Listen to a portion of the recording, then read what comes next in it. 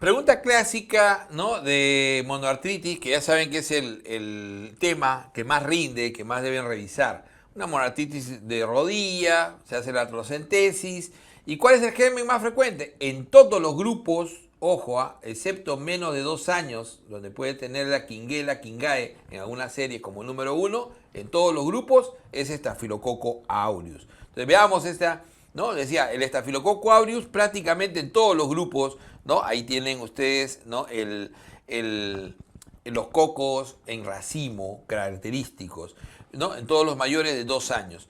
En menores de 2 años hay varias series que están demostrando que la primera causa sería Quinguela Quingae. Hay que tenerlo eso siempre en cuenta.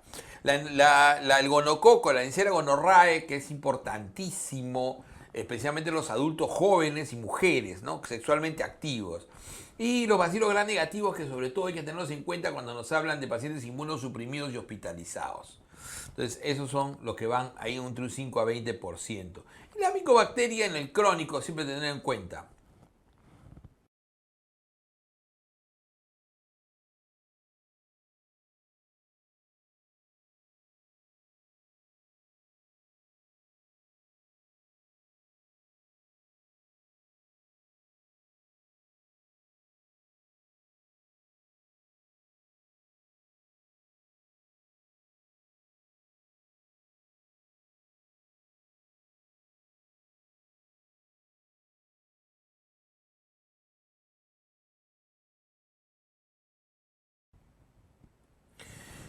Y entonces tenemos, ¿no? Que si yo veo una mujer joven con limitación funcional y con la sospecha de que es una artritis probablemente séptica, y entonces obtengo un líquido con polimorfos nucleares muy altos y diplococos gram negativos. Uy, ay, ay. Entonces estoy hablando de Neisseria gonorrhoeae. Entonces, con ese antecedente importante, ¿no? Diplococo gram negativo y definitivamente mujer joven que tienes el de mayor riesgo para artritis gonocócica, entonces tengo que empezar en Neisseria gonorrhoeae. Entonces, recordando siempre que la artritis gonocócica, en este caso, te da la triada clásica, aunque no lo dice acá, pero te da la triada clásica de artritis, o sea, te da una artritis, una poliartralgia migratoria, asociado a una dermatitis generalmente pustulosa, un exantema pustuloso y tenosinovitis. Esa es la primera semana con fiebre. Y después se localiza en una rodilla y además da la clínica de la gonorrea aguda. O sea, va a tener es una mujer, tendría una cervicitis con su secreción en el 100%, ahí vas a obtener la Neisseria gonorrhoeae con mayor facilidad. Entonces, en la enfermedad gonocócica puede generar, o incluso generalmente está asociada a una enfermedad gonocócica diseminada.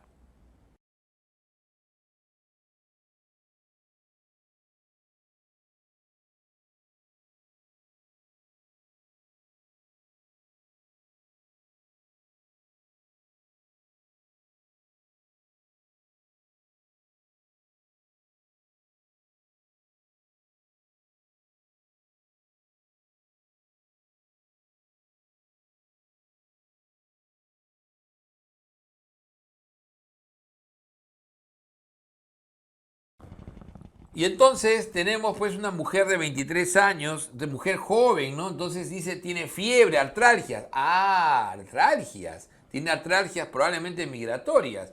Tiene leucorrea, mira. Y además de eso, después tiene una rodilla caliente, una monoartritis clásica en la rodilla. Además de tener, ¿no? Con la limitación para la flexión, porque ese es típico de este cuadro. Entonces una monoartritis séptica con artralgia, con fiebre. Entonces, este paciente que tiene puntos ureterales negativos, en la artrocentesis se va a obtener que probablemente diplococo gram negativo. Entonces, ¿qué espero encontrar? ¿Bacilos? No es que no voy a encontrar. Estafilo es una primera posibilidad, pero no lo tengo ni siquiera en vista. Entonces, se debe estar refiriendo sobre todo a la artritis gonocócica, que es más frecuente en gente joven y mujeres con actividad sexual, ¿no? Con sexualidad activa. La artritis gonocócica tiene esa característica, la triada, la artritis o artralgia migratoria, ¿no? La dermatitis y la tenosinovitis la primera semana asociado a intensa fiebre y después se localiza en la rodilla, ¿no es cierto? La clínica de gonorrea y adicional, ahí tenemos justamente lo que decía ahí, la leucorrea y la enfermedad gonocócica diseminada, que es la causa de fondo. Tratamiento, ceftriaxona.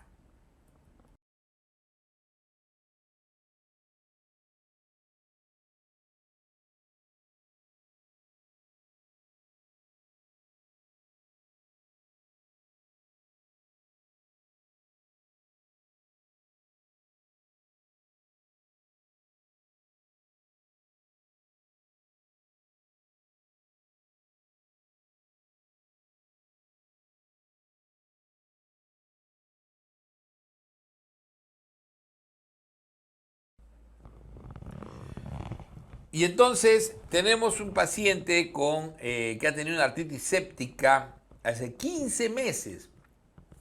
El gran problema de la artritis séptica es que el 60-70% van a una secuela anquilosante. Porque lamentablemente las primeras 48 horas se puede dar incluso la ruptura de la cápsula y ¿no? la subluxación de la articulación.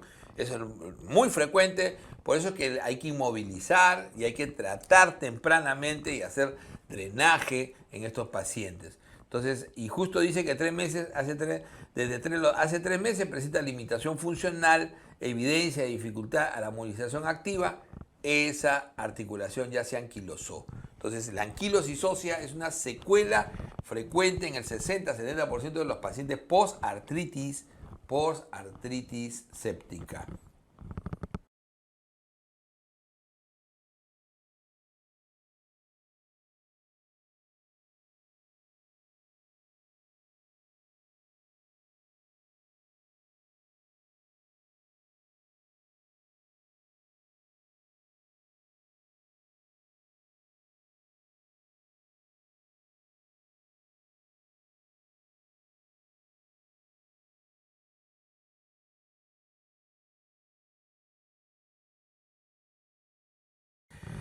Y entonces si llega, dice emergencia, ¿no? Y uno le hace una artrocentesis a un paciente, ¿qué es lo más útil que uno puede hacer ahí?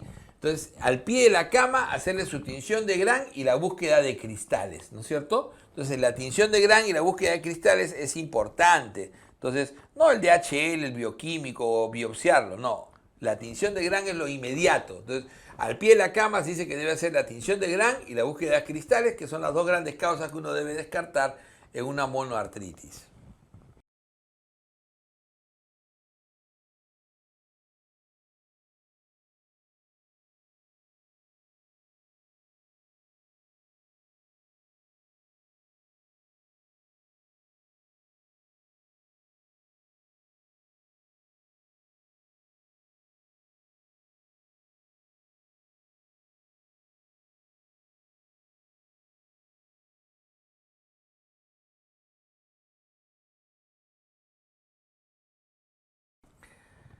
Definitivamente un niño de 5 años, ¿no? Y que dice que cayó sobre su rodilla, tiene fiebre, tiene adinamia y gran aumento y volumen y rubor, flogosis, ¿no? De la articulación de la rodilla. Entonces mi primera posibilidad siempre va a ser que eso sea una artritis séptica. Recordando que en el diagnóstico hago la artrocentesis, entonces ¿cómo, no? Voy a hacer la artrocentesis, voy a ver si esto es inflamatorio o séptico y fundamentalmente busco cristales. Si hubiera cristales, pues en este caso sería rarísimo porque es un niño. Entonces, si yo veo el tipo de cristal, si es urato monosódico, espirofosfato cálcico, lo más frecuente, pero de hecho que no va a tener cristales y esto va a ser séptico y la tinción de Gran es la que me va a demostrar al final que esto es séptico. ¿Qué es lo más probable con 5 años? Estafilococo aureus y sobre todo que es postraumático, ¿no es cierto?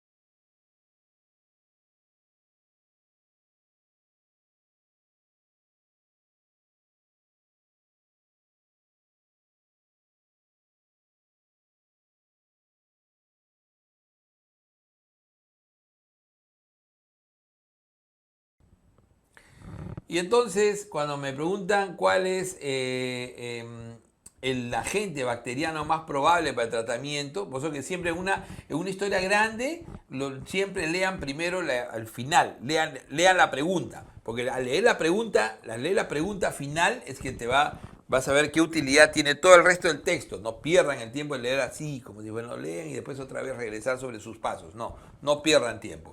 Le leen la pregunta y dice, ¿cuál es el agente bacteriano? Ah, ya. ¿Y qué cosa? ¿Agente bacteriano de qué? Entonces ya lees tercio inferior de la pierna derecha ocasionando descoloración.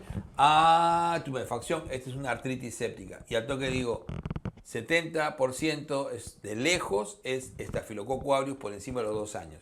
Solo tengo duda en menores de 2 años que puede ser Quinguela quingae, pero acá es Staphylo aureus. Entonces, respuesta. Busco mi estafilo, no tengo pierde. No tengo pierde. Entonces siempre acordarse, ¿no? Estafilo es la causa más frecuente en todos los grupos de edad, excepto los menores de 2 años, donde hoy en día, ¿no?, las series demuestran que Quinguela quingae puede ser la primera causa en menores de 2 años. Tienes Neisseria gonorrhoeae, sobre todo para sospechar en jóvenes con una clínica bien característica, ¿no?, la que es la artritis gonocócica, especialmente en mujeres jóvenes sexualmente activas.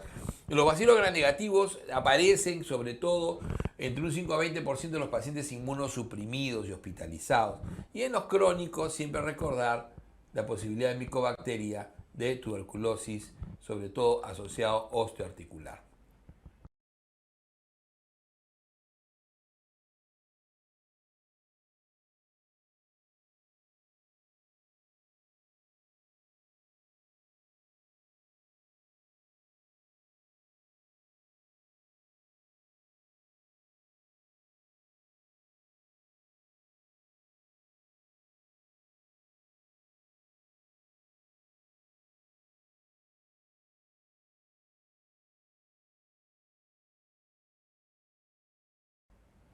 Y entonces, si yo tengo un paciente que tiene un cuadro inflamatorio severo de rodilla, ¿no?, y tengo que ver, no sé, estoy seguro, y tiene encima un ácido úrico elevado en la sangre, pero ya del momento que tiene esta rodilla inflamada, debo hacerle la artrocentesis.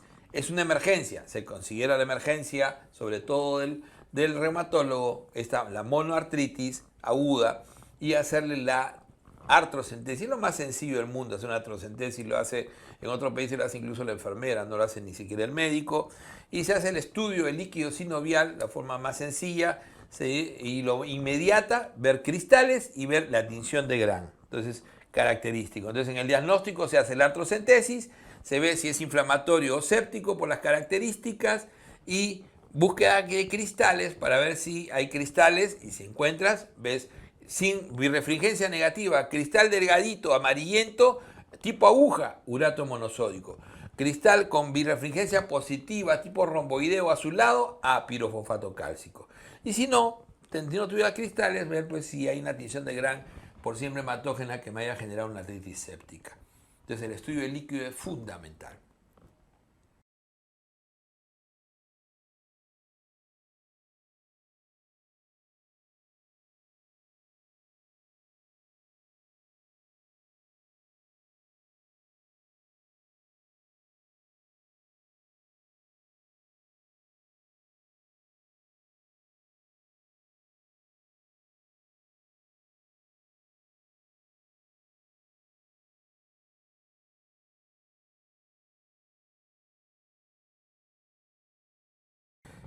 Y entonces, si yo tengo un paciente que ya tiene, ¿no?, desde hace 3 años, dolores articulares episódicos, articulares varios, y un ácido úrico que pasa de 8. Pero no es el valor de ácido úrico lo que te hace, sino básicamente la indicación de uso de alopurinol tiene que ver con 2 o más ataques de gota al año, o con la presencia de tofos, o con la presencia de cálculos renales. Y tengo tofos. Si yo tengo tofos, entonces ya tiene indicación de usar siempre alopurinol. Entonces, ese es ¿no?, el más apropiado es utilizar ahí el alopurinol, ¿no?, que es un inhibidor de la xantina oxidasa. Recuerden siempre eso, inhibidor de la xantina oxidasa en la producción, en todo el proceso de producción de ácido úrico a partir de las purinas. Entonces disminuyo, es un úrico, ¿no?, es hipuricemiante, no es úricos úricos, no, es hipuricemiante.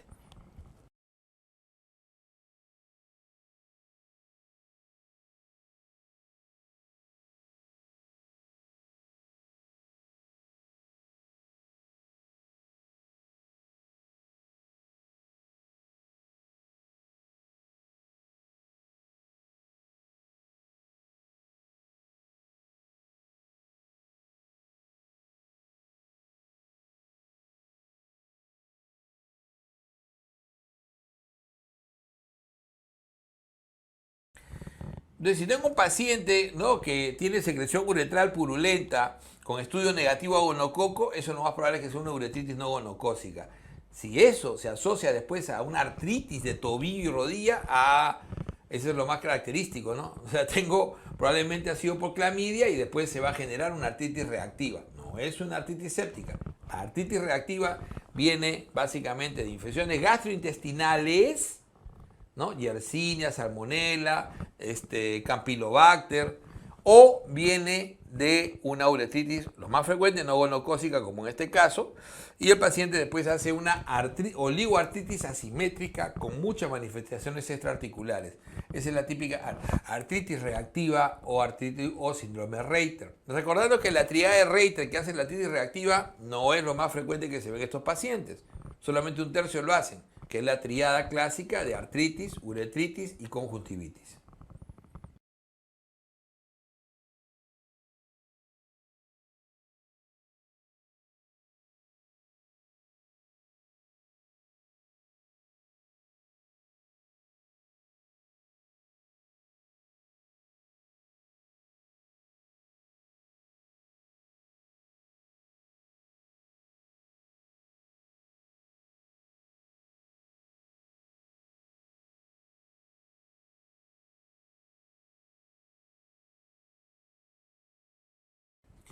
Y entonces, ¿no? Pensar en espondilitis anquilosante en varones de 45 años, generalmente la edad de presentación de estos pacientes, el pico está entre 20 y 30 años. Y justamente habla de la segunda década, donde ahí se presenta ese dolor lumbar inflamatorio. ¿Por qué es inflamatorio? Porque calmaba, ¿no? Es un paciente que tiene, aunque no lo dice ahí, pero tiene el dolor glúteo.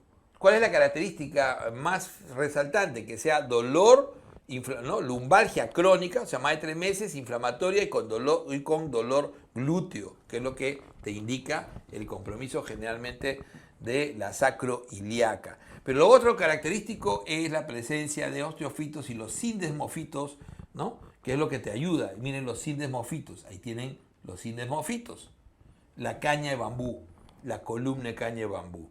¿Qué pienso entonces? Espondilitis anquilosante. Para decir espondilitis anquilosante, ojo que tengo que tener el criterio de sacroileitis, ¿ah? Pero todas las demás se me alejan, ¿no? Todas las demás se me alejan. Entonces me quedo con espondilitis anquilosante, mi primera posibilidad. Y voy a pedir una placa de sacroiliacas para poder ver si hay sacroileitis o secuelas sacroileitis.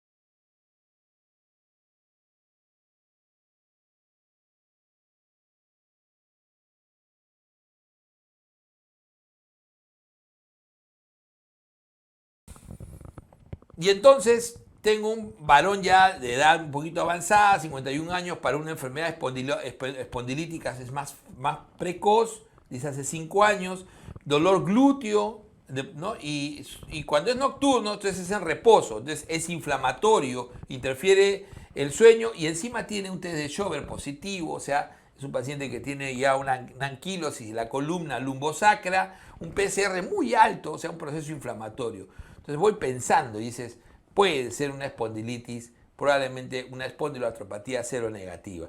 Entonces, ¿constituirá una espondilitis anquilosante? No lo sé. Por lo menos una espondiloartritis axial puede ser. Y esos son todavía, se llaman no radiológicas. La espondiloartritis axial no radiológica, por ejemplo, necesita 4 de 11 criterios. Dolor inflamatorio de espalda, este lo tendría.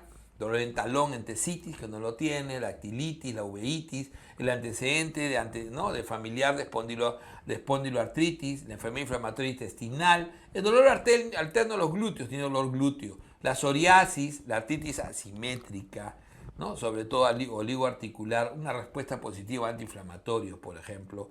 Y reactantes de fase aguda elevados, ahí los tienes. Tienes casi 3 puntos, por ahí estamos en lo que es criterio de espondiloartritis axial.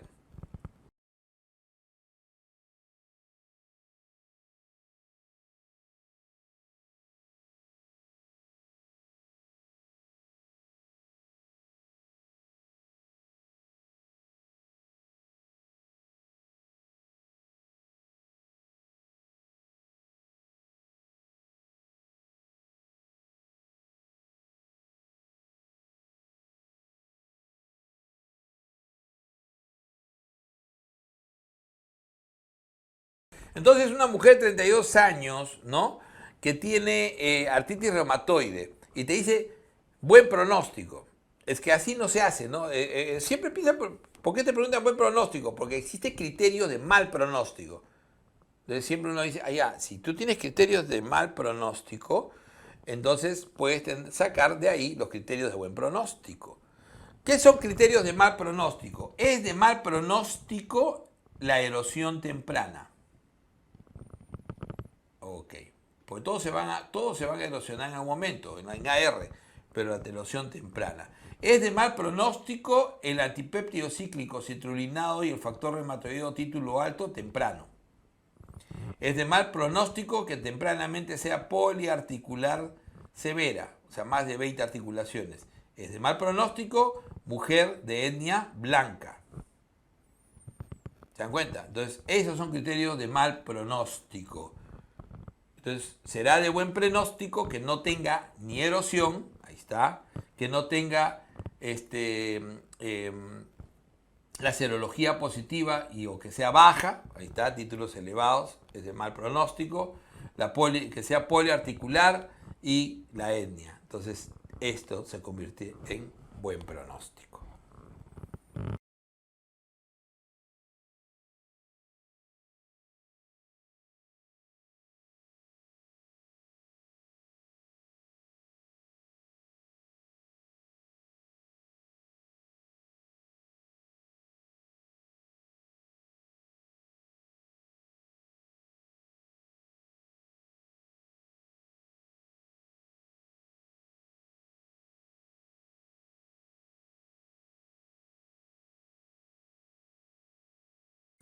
Y entonces una mujer de 35 años que tiene ya crónica, recuerden que el dolor articular, la cronicidad es 6 semanas, no es 3 meses, es 6 semanas.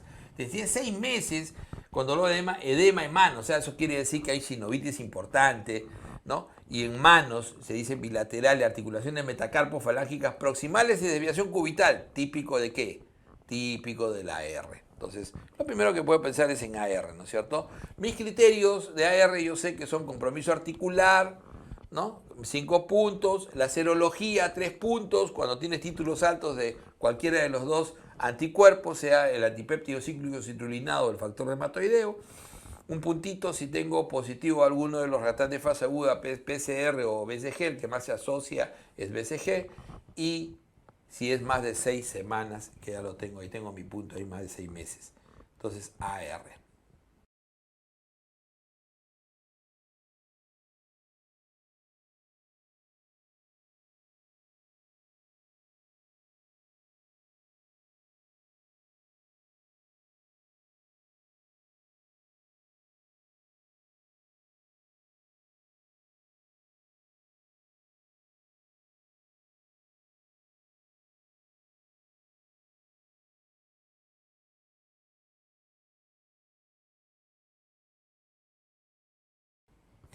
Una mujer de 40 años, entonces, que tiene ya una sinovitis, ¿qué examen tiene mayor especificidad cuando estoy sospechando que eso es AR? De la mayor especificidad en los exámenes va a ser siempre el antipéptido cíclico citrulinado. ¿Por qué? Porque el anticuerpo antipéptido cíclico citrulinado justamente está en la patogenia del daño articular. No la causa, sino es cómo se daña el daño articular. Porque es la citrulinización de las proteínas. En la articulación se produce una citrulinización de la proteína, de la arginina. Entonces esa citrulinización termina generando que sea un antígeno a la proteína y generando un proceso inflamatorio local.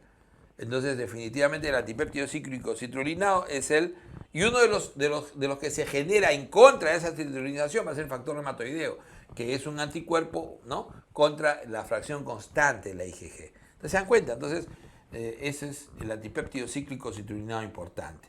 Veamos, si uno viera los criterios, uno diría, por eso es importante, pero factor reumatoideo también. Entonces, cuando uno clasifica la artritis, tienes el compromiso articular de los 6 puntos que necesitas, puedes tener 5 puntos. Si tienes más de 10 articulaciones, por lo menos uno pequeña, tienes tus 5 puntos. La serología, que siempre es anticuerpos, tiene los dos grandes anticuerpos.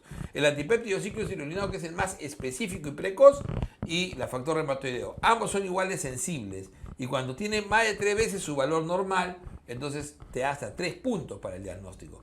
La reactante de fase aguda, cualquiera de los dos que esté elevado, ya te da tu puntito, salvo que estén todos normales. Y si es más de 6 semanas crónico, ya te da tu puntito también.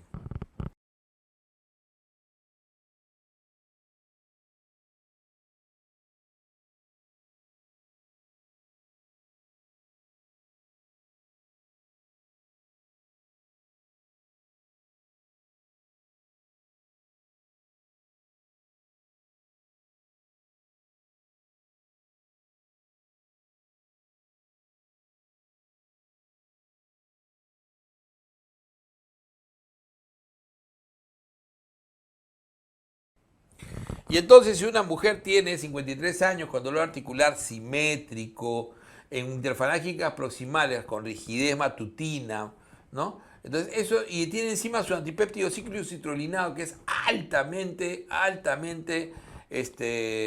específico, ¿no? No te hace el diagnóstico, pero te suma 3 puntos, si es que es incluso 3 veces su valor normal. Entonces, no tienes duda de que eso debe ser una artritis reumatoide, ¿no? La psoriática es precisamente seronegativo. La osteoartritis no te va a dar nunca anticuerpos cítricos citrulinados ni tampoco, ¿no? Pues sí te puede dar el dolor simétrico, pero no la rigidez matutina tampoco. El lupus te puede dar sí rigidez matutina, dolor, pero no el antipéptido cíclico citrulinado característico. Acuérdate que encima la edad de factor de AR es 30-60 años, estás ahí, mientras que del LES es 15 a 44 años.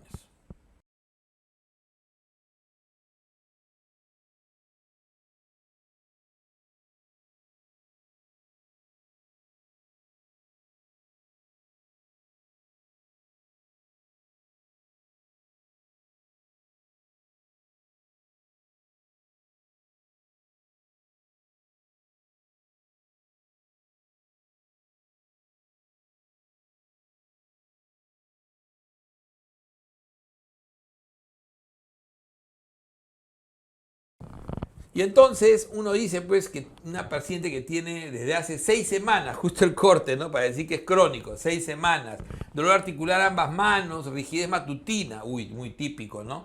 Y encima tienes un antipéptido positivo. Entonces ya tienes probablemente ahí tus 3 puntos, en el otro, acá tienes ya tus otros 5 puntos, tienes 8 puntos, tienes puntos para regalar en AR. Entonces veamos esos puntos, a ver. Entonces tú tienes que llegar a 6 puntos para decir que eso es AR. Entonces lo que más vale es el compromiso articular hasta 5 puntos. Y si tienes las dos manos, ahí en 2 manos tienes pues acá, ¿no? 5, 10, 15, 20 articulaciones que se suelen comprometer. No se comprometen nunca las interfalángicas distales, ¿eh? Estamos hablando de metacarpos falángicas, interfalángicas proximales sobre todo. Así van en ese orden. Llegas más de 10, ¿no? 5 puntos. Tienes un antipéptico ciclocitrolinado 3 veces su valor normal, ya tienes 3 puntos. Si no es 3 veces su valor normal, tienes 2 puntos. Tienes un reactante de fase aguda, por ejemplo, cualquiera de ellos positivo, ya tienes un puntito. 6 semanas, entonces ya tienes tu otro puntito.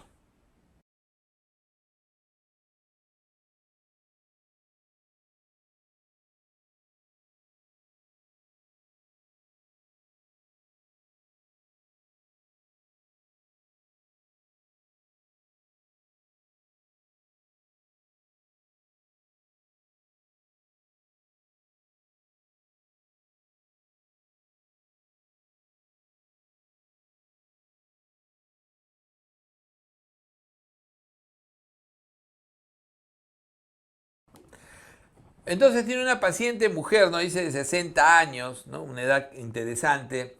Y hace un mes la columna tiene pinzamiento. Ah, ese hallazgo de pinzamiento, el estrechamiento es típico de cuando se compromete el cartílago. ¿Y quién compromete el cartílago? La osteoartritis, osteoartrosis. Y la esclerosis subcondral, doctor, es un evento que se puede ver en varios, pero sobre todo es el evento inicial clásico de la osteoartritis. La esclerosis subcondral cuando comienza a se daña tremendamente, ¿no? El cartílago articular. Recordando que la osteoartritis es una enfermedad por compromiso del cartílago articular primario o secundariamente.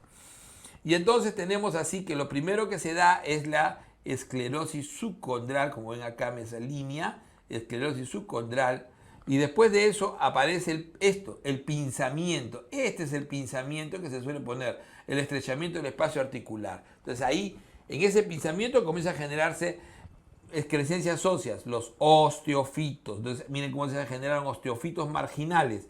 Y de ahí ya viene la anquilosis. Entonces, acá vienen los osteofitos marginales, los osteofitos, las geodas, y acá ya la anquilosis.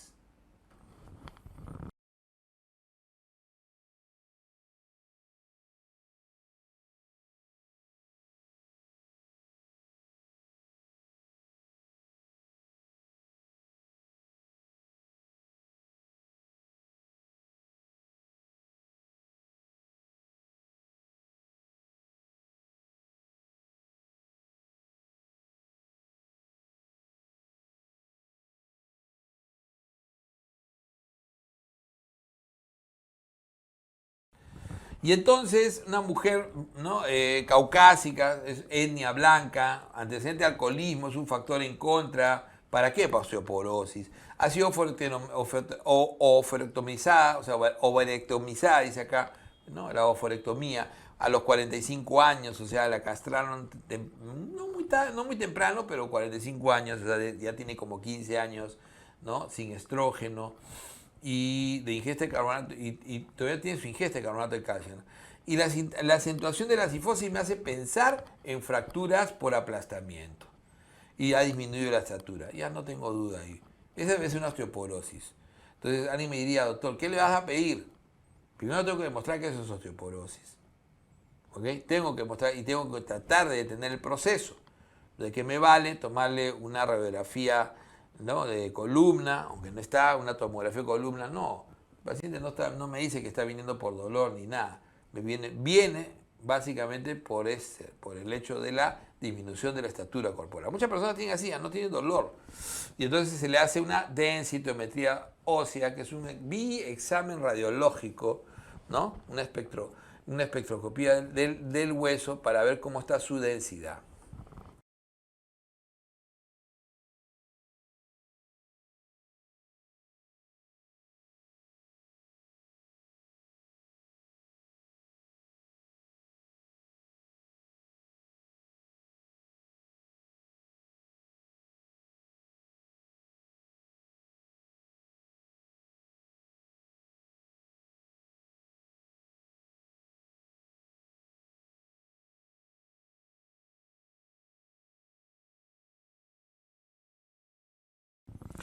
Y entonces en un paciente joven, ¿no es cierto?, que tiene una artritis de manos, miren, manos, a fotosensibilidad, úlceras orales, primera posibilidad es lupus, pues, ¿no? Entonces, ¿qué le debe solicitar? En realidad debería solicitar un ANA, porque todo el diagnóstico de lupus pasa primero por un ANA, que debe ser por lo menos 1/80 y en células EP2. Pero de todo lo que me ponen, el anti-SM es interesante. ¿Por qué? Porque es más específico. El LANCA no tiene nada que ver con lupus, que es lo que estoy sospechando. El factor reumatoideo puede salir positivo, pero bajo, igual que el citrulinado es negativo. El anti-RO se puede asociar al lupus, ¿no? Al lupus, sobre todo, que tiene lupus cutáneo, ¿no? Subagudo, y el lupus neonatal. Entonces tampoco. El anti-SM es el más específico. Lo malo es que su sensibilidad es baja, pero es el mejor de todos estos cuatro.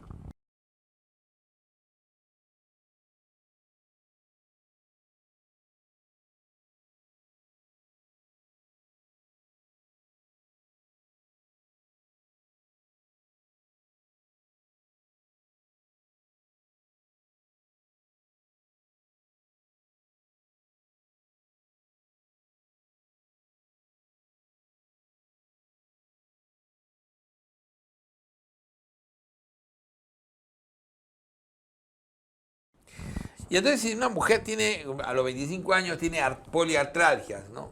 Aleja porque al final la R es más tardío, más de los 30 años. Entonces pienso, y encima tiene úlceras orales, eritema malaria, ni hablar, pues, ¿no? El eritema malaria me da 6 puntos, la poliartralgia me da 6 puntos, ya tengo 12 puntos. Me falta el ANA nomás. Y tengo el ANA, entonces ya tengo diagnóstico ya. Yo sé que el ANA me abre la puerta para decir que es lupus, y a partir de ahí busco, ¿no? Entonces tengo rash malar, allá, fotosensible, perdón, eso me da 6 puntos. Tengo una leucopenia, me está dando 4 puntos, ya tengo 10. ¿No? Y tengo úlceras orales, me está dando 2 puntos, ya tengo 12. Y tengo poliartralgia, me está dando 6 puntos, ya tengo 18, o sea, ya sobrado, tengo mi diagnóstico de lupus. Recordemos cómo es esto, ¿no? ANA título 1 sobre 80 es lo que te abre la puerta. Entonces, es el criterio necesario. Vas a sumar 10 puntos, hasta la fiebre te da 2 puntitos, ¿no? La leucopenia, le dije 4, es 3, perdón, ¿no? Entonces, si tiene hemólisis autoinmune, si tiene delirio, ¿no? Si tiene psicosis, convulsión. Y miren, pues, ¿no? La alopecia no cicatricial. Las úlceras orales, 2 puntitos, les dije, justo ahí está, ¿no? El lupus agudo, el subcutáneo agudo, también te da tus 4 puntitos. Pero si es lupus cutáneo agudo, el rash malar, te da tus 6 puntitos. La efusión pleural pericárdica te da tus 5 puntitos, mira. Tu pericarditis ya te da 6. Tu compromiso articular te da tus 6 puntitos. Justo lo habíamos acertado, sabíamos eso, ¿no? Mi proteinuria me puede dar unos 4 puntitos, pero si es biopsia y con la biopsia obtengo que tiene lo más frecuente, que es 3 o 4 de nefritis lúpica, eso ya de frente me da 10 puntos. Y si es 2 o 5, me da 8, ¿no?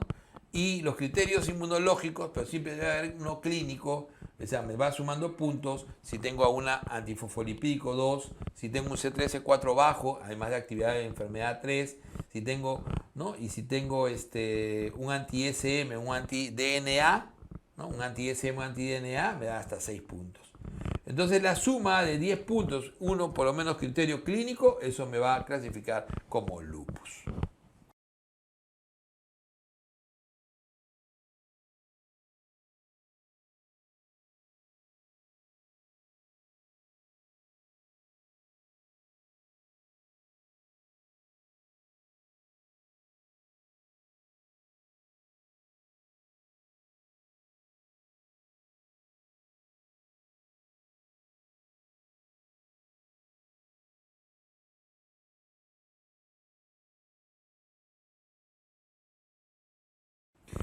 Y entonces en una mujer joven que presenta poliartralgia, fiebre, ¿no es cierto?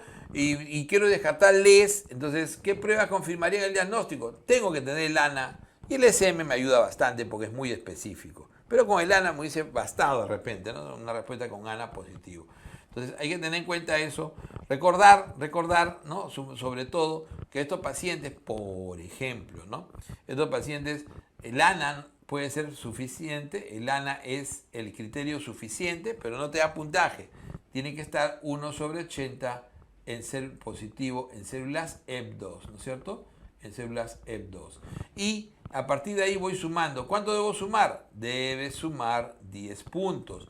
Por ejemplo, 10 puntos. ¿Quién te da 10 puntos directos así? Y es criterio clínico, porque tiene que haber un criterio clínico mínimo. Es la biopsia renal, estadio 3 o 4. Entonces, el estadio 3 o 4, la nefritis lúpica, ya te da 10 puntos. El estadio 2 y el 5, que es el nefrótico, te da 8 puntos. Por ejemplo, una poliartralgia como esta poliartralgia te da 6 puntos. Esta fiebre te da 2 puntos. ¿Te das cuenta? Y ahí nomás ya tienes 6 puntos. Ahí nomás ya tienes 6 puntos. Y si tenías un anti-SM positivo, este te da 6 puntos más. Un anti-DNA te da 6 puntos más. Entonces, y así voy sumando, de acuerdo a la nueva clasificación, mis 10 puntos para el diagnóstico.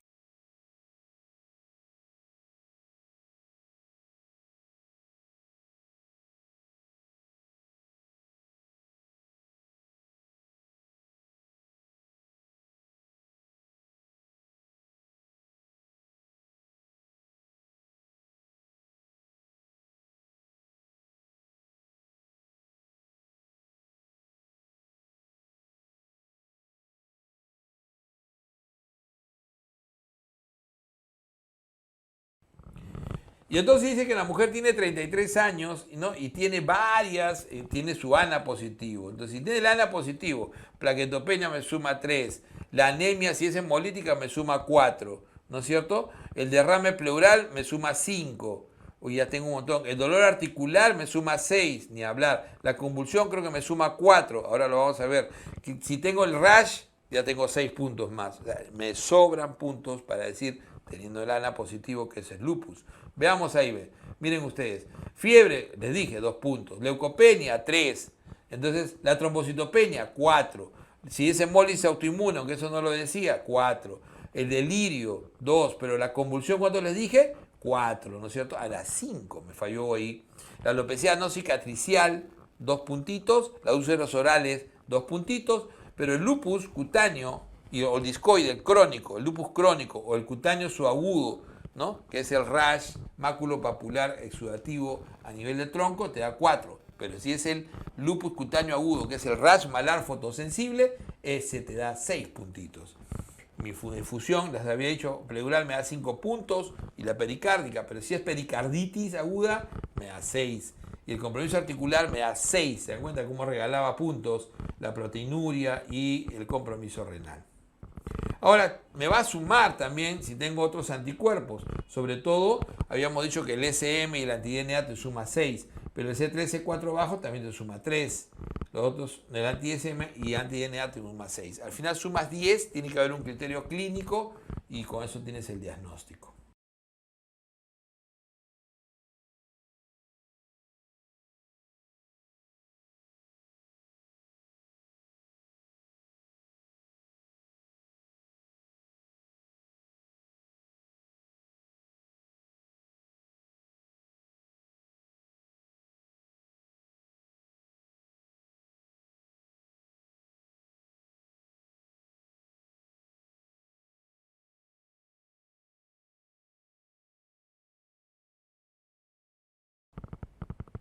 Y entonces una mujer de 25 años con siempre esas preguntas clásicas de lupus, ¿no es cierto? Entonces te dice cómo haces el diagnóstico y tienes varios que sumar. Tienes que tener lana de inicio, acá no tienes, ¿no? Entonces, pero tienes varios criterios interesantes, dolor articular, tú tienes 6 puntos, la alopecia no cicatricial, que no puede ser, te da tus 2 puntitos, tu derrame pleural te da 5 puntos, ¿no es cierto? Tu derrame pleural, tu plaquetopenia te da 4 puntos, tu sedimento de orina, si tienes proteinuria, ¿no? Te da tus 4 o 5 puntos. Entonces, vamos a tener ahí puntos para regalar, pero necesitamos el ANA inicial. Pero la gran sospecha, ¿cuál es? Lupus. Veamos entonces eso, ¿no? Nuevamente, solamente la fiebre te da 2 puntos. O sea, el ANA es el criterio inicial, suficiente, necesario, se llama criterio necesario. Tiene que haber un ANA positivo mínimo 1,80. Después vas buscando puntaje hasta 10 puntos, ¿no? Leucopenia 3, trombocitopenia, como habíamos dicho, 4, hemólisis autoinmune 4, el delirio 2, la convulsión, la psicosis 3 y la convulsión 4. 5, perdón. La alopecia no cicatricial, habíamos dicho solamente 2, las úlceras orales 2, pero el lupus cutáneo crónico, o sea, el discoide, y el subcutáneo, el subagudo, te da 4. Y el rash malar típico fotosensible te da 6 puntos. La infusión pleural pericárdica te da tus 5 puntos, pero la pericarditis aguda te da 6. Al igual que el compromiso articular, sea artralgia o artritis, te da tus 6 puntos. La proteinuria te da tus 4 puntitos, pero la biopsia que te demuestra nefritis lúpica 2 o 5 te da 8. Si te demuestra 3 o 4, ya tienes ya tus 10 puntos suficientes. Y le vas sumando con otros anticuerpos, los antifosfolipídicos, un par de puntos. El C3 bajo, C4 bajo te da tus 3 puntitos, pero sobre todo anti-SM y anti-DNA te da 6 puntos cualquiera de ellos. Al final sumas tus 10 puntos para el diagnóstico, pues necesitas el criterio para el diagnóstico inicial de ANA.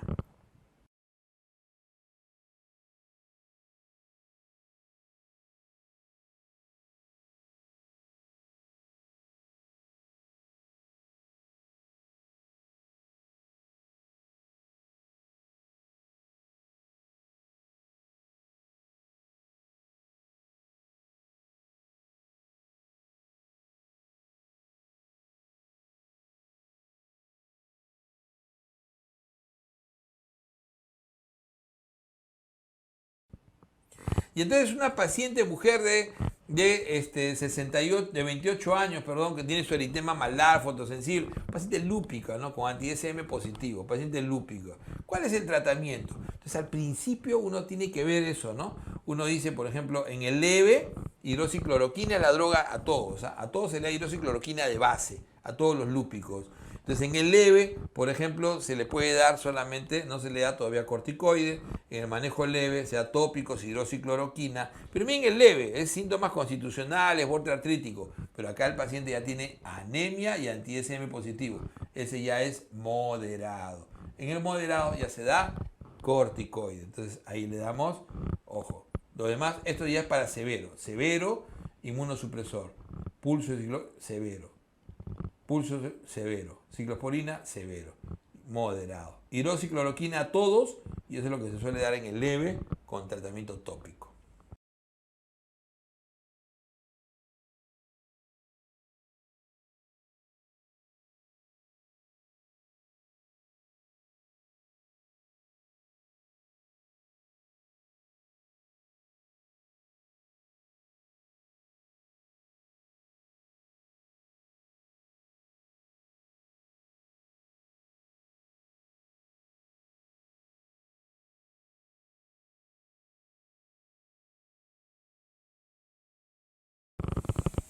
Y entonces, cuando yo tengo un paciente con lupus y me dice que tiene una infección urinaria complicada, ¿no? Le está dando su ceftriaxona y de pronto comienza a hacer tos, expectoración, entonces la radiografía me da un patrón alveolar en el tercio medio derecho, yo puedo decir, ¿es una neumonitis lúpica? No, pues, ha hecho una siembra, ha hecho una bacteriemia. El compromiso más frecuente pulmonar en el lúpico es la neumonía, ¿no? Incluso es la neumonía y la causa de muerte más frecuente en los primeros 5 años del lupus es infecciones. Después de 5 años ya se convierte en causa más frecuente la enfermedad renal y, ¿no? La enfermedad renal crónica y la arteriosclerosis. Pero los primeros 5 años es infeccioso y sobre todo neumonías. Entonces el patrón alveolar en tercio medio no va. Porque la neumonitis lúpica, que es rara, es bilateral siempre, en ala de mariposa.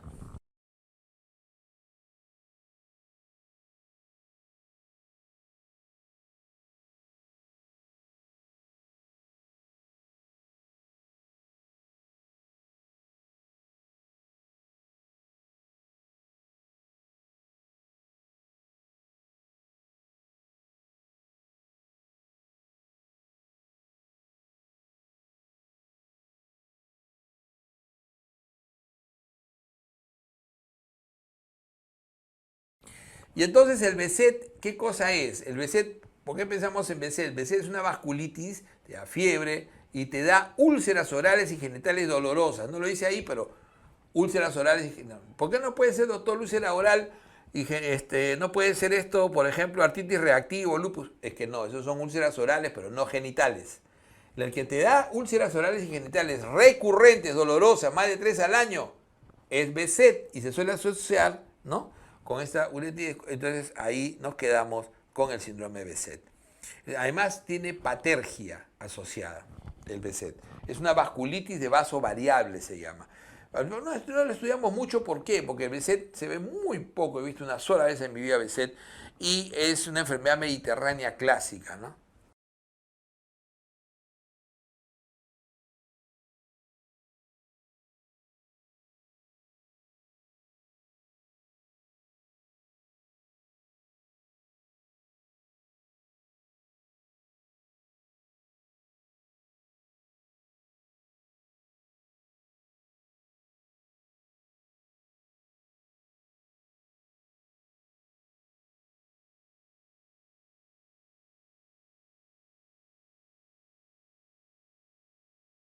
Entonces, la púrpura más frecuente del niño, perdón, la vasculitis más frecuente del niño, ¿no es cierto? Es la vasculitis por depósito de IgA o púrpura de Scholling. Nosotros lo llamamos NET, así, ¿no? Púrpura de Scholling. En todo el mundo esto se llama vasculitis por depósito de IgA, entre paréntesis, llamado también púrpura de Scholling. Entonces es lo clásico, ¿no? La lesión purpúrica palpable, las lesiones, ¿no? Elevadas, palpables, sobre todo en miembros inferiores y nalgas, es lo característico. La artritis, la triada, ¿no? Artritis, dolor abdominal y púrpura. Ah, tiene ahí, ¿no? Dolor abdominal, artritis y púrpura, ya. Y encima, no hay plaquetas normales, ese es algo adicional. ¿Es necesario pedirle análisis a un paciente con Scholling? No. La clínica es evidente y ahí nomás queda. Se autolimita, no debería pedirse nada. Veamos cómo es estas lesiones. Lesión purpúrica palpable, que no desaparece la vitropresión.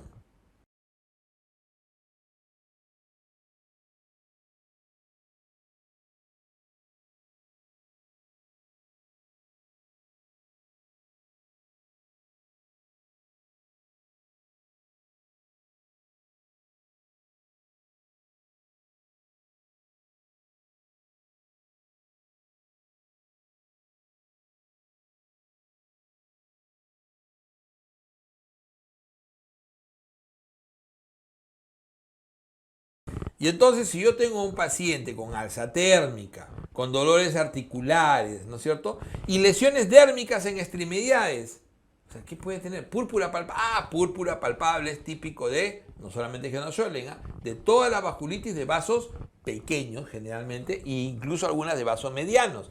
Entonces, la primera posibilidad, ¿qué cosa es una piel marmórea? Típico de, ¿no?, el lívido reticularis, otra lesión vasculítica. Entonces estoy hablando sobre todo de vasculitis. Entonces la púrpura, el lívido, o sea, la piel marmórea, eso me hace pensar sobre todo, y la fiebre, en vasculitis, pero como cualquier vasculitis, vasculitis sistémica. Y empezaría mi estudio por ahí. Veamos entonces qué vasculitis, cómo voy a hacer mi estudio. Entonces mi estudio pasa fundamentalmente, miren ustedes, ve, en este caso sería sobre todo a partir de los vasos pequeños. Claro, tengo vasos grandes, donde sobre todo tengo signos de isquemia, vasos medianos con compromiso de mucosa y otros órganos, como Kawasaki en los niños menores de 5 años, que incluso produce infarto de miocardio, pero tengo los ANCA positivos, los ANCA negativos, ¿no? Y entre los ANCA negativos tengo pues la vasculitis de Genioschollen, vasculitis por depósito de IgA.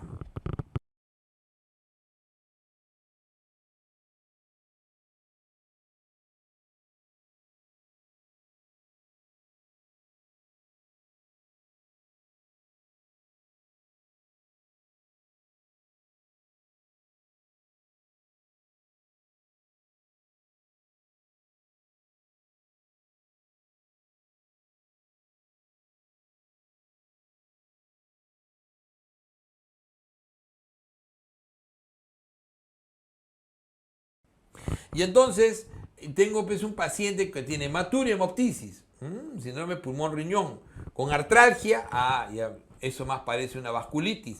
Y ANCA positivo, ni hablar, una vasculitis ANCA positivo. El ANCA P característico, tengo que descartar entre Chur-Strauss y poliangitis microscópica, ¿no es cierto?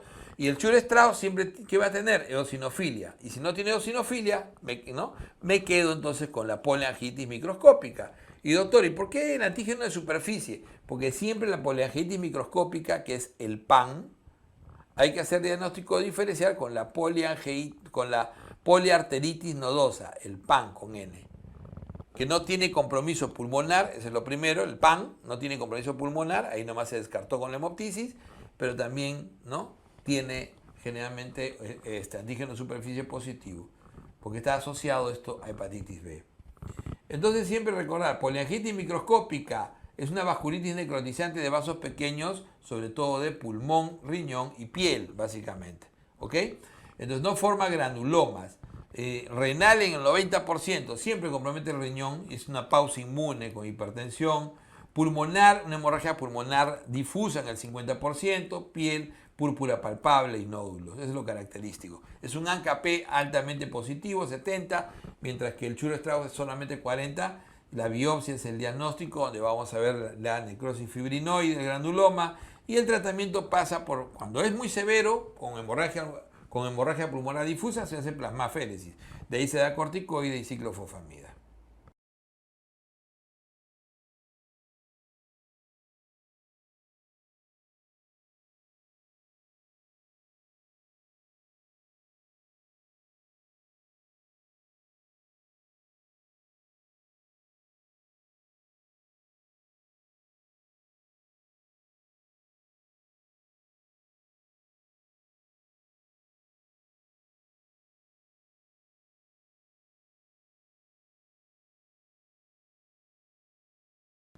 La fibromialgia es la pandemia del siglo XXI, así se declaró antes de la pandemia, en el 2016 creo que se hizo esta declaración la OMS. ¿Por qué? Porque realmente comenzó a incrementarse mucho en varones, y cuando empezó esta enfermedad, que era 20-1 respecto a mujer-varón, después bajó a 9-1, hoy en día es 2-1 post-pandemia.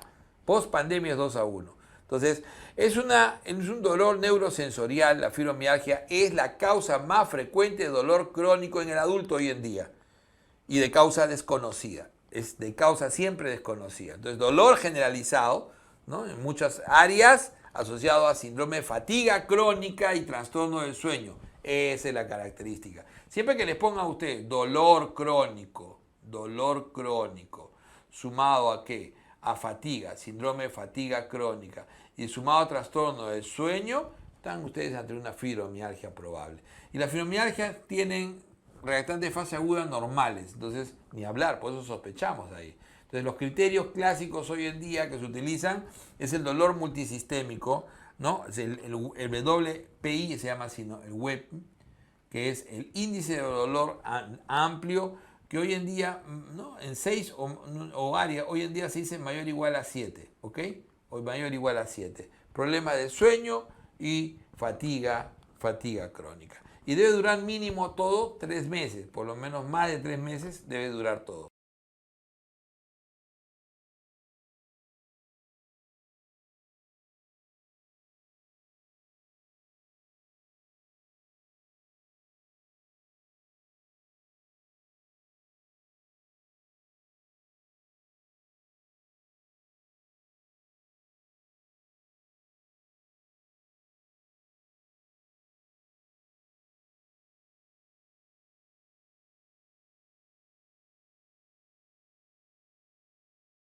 Y entonces la fibromialgia, miren, acá tenemos otro ejemplo interesante, es una mujer que tiene varios síntomas, 9 meses de dolor, etcétera.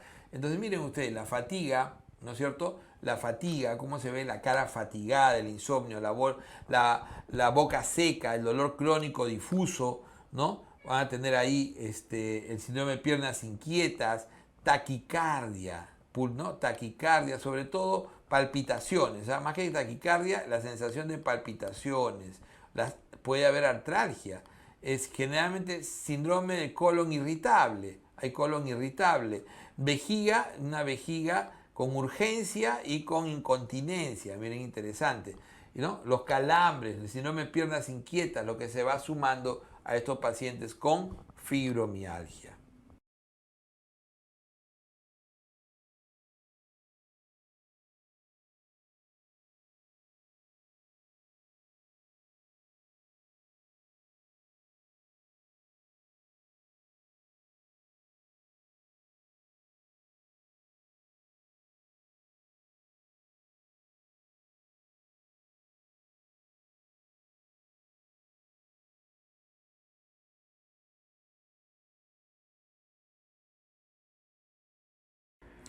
Entonces un paciente que tiene dolor al caminar y tiene la famosa marcha de pato, entonces, ¿qué está alterado ahí? La marcha de pato es la marcha miopática balanceante. Esa es la marcha de pato.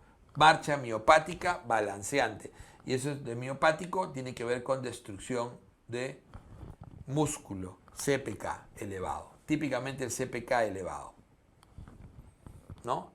Generalmente las miopatías inflamatorias, sobre todo la polimiositis y la dermatomiositis, que son enfermedades raras, ¿ah?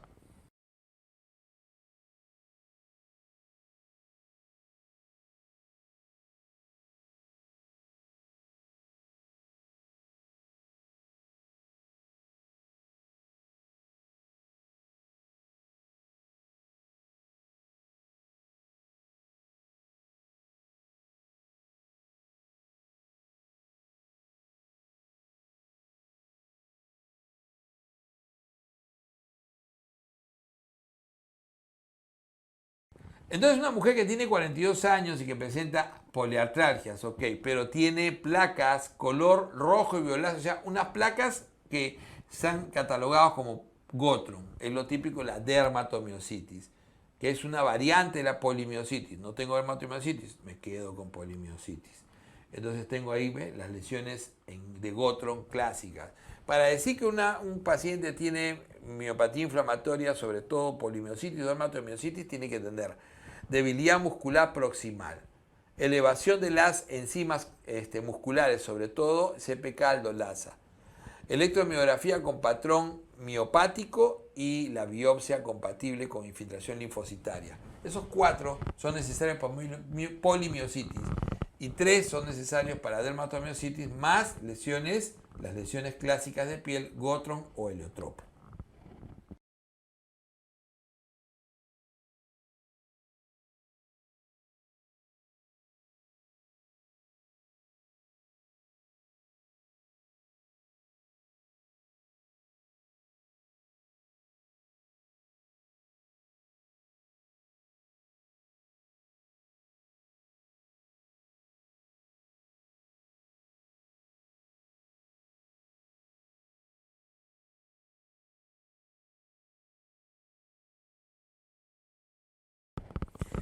Y entonces un paciente de 20 años con síntoma de dolor al pecho, ¿no? Y se incrementa progresivamente, acude a emergencia, presenta dolor a dígito presión, es la típica costocondritis. ¿Ok? Es la típica costocondritis, que es diferente al TIEDSE, porque el TIEDSE tiene más que la dígito, tiene un proceso inflamatorio visible en piel. Entonces ahí tienes la diferencia. Esta es la típica costocondritis que se suele ver en las emergencias y a veces la gente cree que se está infartando porque justamente la inspiración profunda produce dolor. Es más visto en gente joven.